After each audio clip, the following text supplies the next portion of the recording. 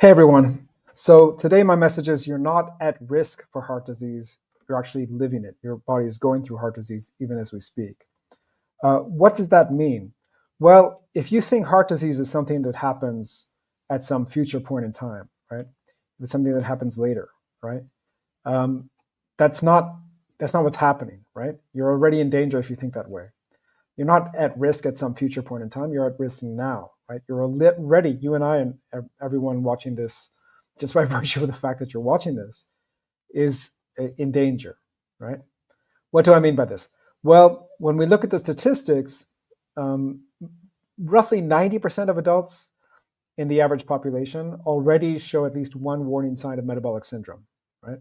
So that means that about 9 out of 10, if you're watching this and you consider yourself a mainstream person, chances are very high you're not in perfect metabolic health, right?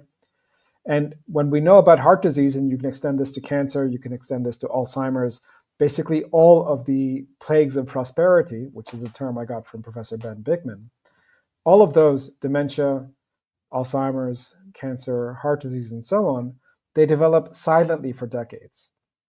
And by the time your doctor finds out about this, you're already in a very deeply diseased state, right? So every day, your environment, the environment that you are creating, is either building your heart, building your body, or breaking it every single day. Uh, Now, heart disease is not a genetic condition, right? It's super important to say that. Rather, it is about epigenetics. It's about the environment. We discussed that in yesterday's live as well, right? For those of you who tuned in. So it's an environmental collapse within the whole body. We have the problem of chronic inflammation, which damages the arteries. We have the problem of high insulin, which stiffens the blood vessels. And we know stiff blood vessels lead to heart disease, lead to heart attacks, and so on. We have the problem of impaired mitochondrial function. That may sound like a mouthful, but all you need to know is that mitochondria are what provides our cells with ATP, which is how we sort of get the chemical processes to move. And the heart is a very hungry organ when it comes to those mitochondria. So if our mitochondria are impaired, because we're not getting the proper diet, the proper nutrition, or because we're putting ourselves under stress, or because we're not sleeping properly, but most of the time it's all very diet related. Um, the mitochondrial function is really, it's crippling the heart slowly, slowly, slowly. And then, as I mentioned, mitochondrial deficiencies can happen. Mitochondrial problems can happen because of deficiencies, but deficiencies can lead to other things, right? And what are some of the main deficiencies we tend to see in this realm?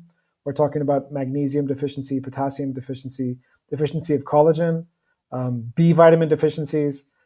These destroy our body's ability to be resilient.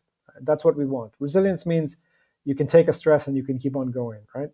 When you're not resilient, you give in to that stress. So every one of those problems is environment driven. It's not about bad luck. It's not about bad genes. It's about bad inputs. It's about bad decisions, frankly, right?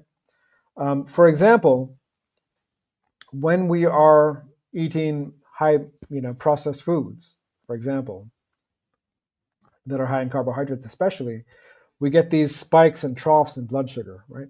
That's crazy, and that's damaging. It causes short-term damage and long-term damage if we do that every day, right? If we don't get the proper sunlight at the proper times to allow us to synthesize D vitamins, then we're getting hormonal chaos, right? We're not, those D vitamins and those other things that the sun is producing, and also the sun is signaling our body to sleep and wake up at certain times. If we don't do that, we're causing hormonal chaos, right? Through lack of melatonin, improper times. Basically, the hormones are coming at the wrong times, which is chaos, right? And if we are too sedentary, if we're not moving enough, and if we're giving ourselves stress, then we're causing chaos in our blood vessels. Disalignment. I want you to think of the word chaos as a lack of alignment, right? What we want our heart, our blood vessels, our body, our brain, we want everything aligned, right? We want everything to feel in sync. This chaos that happens, endothelial chaos or hormonal chaos or blood sugar chaos, that is a lack of that alignment, right? So your heart isn't asking for a treadmill. Your heart is begging for a new ecosystem, right? Okay, so if you want to heal, you have to stop treating the symptoms and start rebuilding the environment within which your heart needs to thrive, right? So what does that mean? In a nutshell, we're talking about real food, ancestral foods, nutrient dense foods. We're talking about real light from the sun. We're talking about real movement, which is natural movement. It's not punishment. It's not even exercise necessarily. It's movements that would mimic the kind of movements that humans have been doing for hundreds of thousands of years. And real rest. Rest is something that's overlooked, especially by people who focus too much on exercise. They tend to forget that actually the exercise is less important and it's the rest that's the most important, right? And we can talk here about a couple of, I've seen hundreds of examples over the years, but one example is Angela. Angela came to me because she had anxiety. She couldn't really function outside the house and so on. And she had anxiety also about her cholesterol levels, right? But when she didn't need a statin. What she needed was real food, real rhythms, real safety, and then a real process to help her get out into the world and get over the sort of psychological aspects of anxiety. We were dealing with the physiological aspects largely through diet, right? And the result is today she is calm, she's energized, her labs are looking great, right? Now, if you know your environment isn't right, but you're tired of waiting for the wake-up call that would come too late, you can apply now. And not exactly now, you can apply on Monday for the Healthy Heart Blueprint. I'm going to be sharing links to get that going. We're going to be taking applications. This is a really important course. I put a lot of work into this course, a lot of effort.